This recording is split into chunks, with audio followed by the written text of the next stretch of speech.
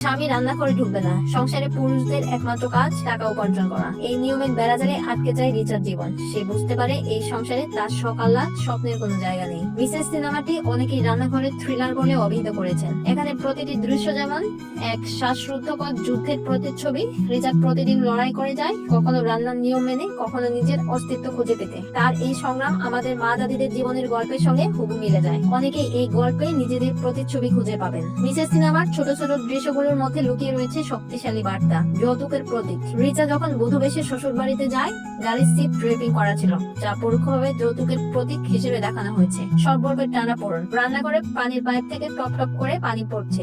এই পানি পড়ার দৃশ্যটি বৈবাহিক জীবনের টানাপোড়েনের ইঙ্গিত দেয়। রিচার এই জীবন সংগ্রামের মাধ্যমেও একটি ছোট মেয়েকে সাহস যোগানোর মুহূর্তটি শেষ পর্যন্ত তার নিজের সাহস ফিরে পাওয়ার মাধ্যম হয়ে ওঠে। এই সিনেমায় সানিয়া মালহোত্রা প্রধান চরিত্রে অভিনয় করেছেন। দঙ্গল সিনেমার মাধ্যমে বলিউডে অভিষেক হওয়া এই অভিনেত্রী তার প্রতিটি চরিত্রে বিশেষ ছাপ রেখেছে।